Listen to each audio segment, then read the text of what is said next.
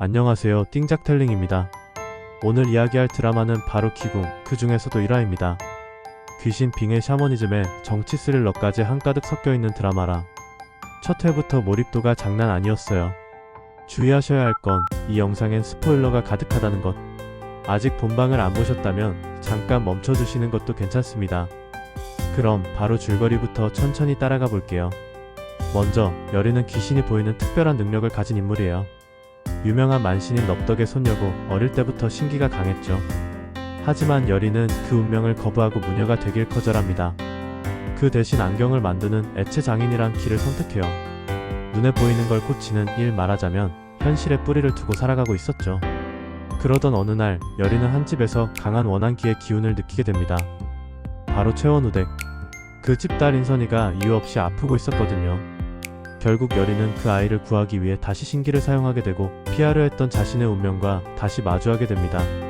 그때 운명처럼 등장하는 또 한 사람, 바로 윤갑입니다. 시장에서 우연히 마주친 첫사랑.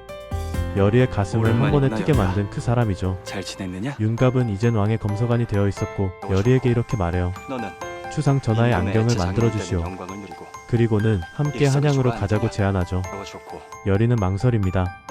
하지만 화경을 통해 본 미래엔 윤갑과의 결혼, 행복한 일상, 따뜻한 집이 있었어요. 그래서 결국 그의 제안을 받아들이게 되죠. 하지만 평화로운 여정일 리가 없죠.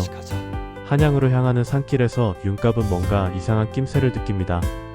계속 같은 자리를 맴돌고 있다는 걸 알아차리죠. 그건 이무기 강철이의 짓이었습니다. 강철이는 천년을 수행했지만 용이 되지 못한 존재예요. 그 과정에서 여리와 얽힌 운명 때문에 그녀를 몸주신으로 삼기 위해 끊임없이 따라다니고 있었죠. 여리는 그런 강철이에게 참았던 분노를 터뜨립니다.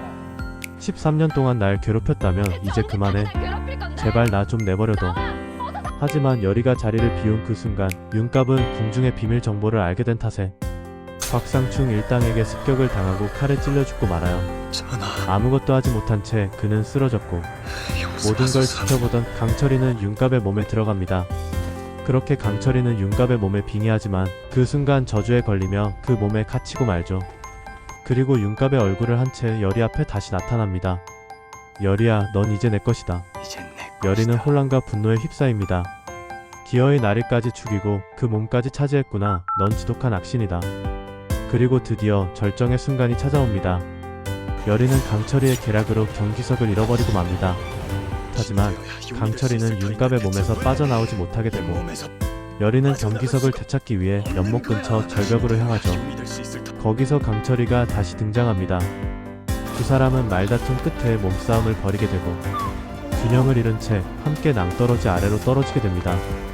그 순간 윤갑의 영혼이 이를 지켜보며 가슴 찢어지는 목소리로 외치죠. 여리야. 귀궁이라는 단순한 사극도 흔한 판타지도 아니었어요. 이야기의 구조 자체가 굉장히 독특하죠. 신기를 가진 무녀, 사랑을 품은 신하, 그리고 사랑의 얼굴로 돌아온 악신. 이 드라마는 선악이 단순히 나뉘지 않아요. 각자 이유가 있고 과거가 있고 저마다의 상처가 있죠. 그래서 더 공감되고 그래서 더 무섭고 안타깝습니다. 특히 첫사랑의 얼굴을 한 악신이란 설정이 정말 강렬했어요. 이쯤에서 다시 한번 정리해볼까요? 여리는 운명을 거부했지만 결국 끌려들었고 윤갑은 사랑을 지키지 못한 채 죽임을 당했고 강철이는 그 틈을 타 윤갑의 몸을 차지했어요. 이 세 사람의 감정선은 앞으로 더 깊어질 수밖에 없겠죠.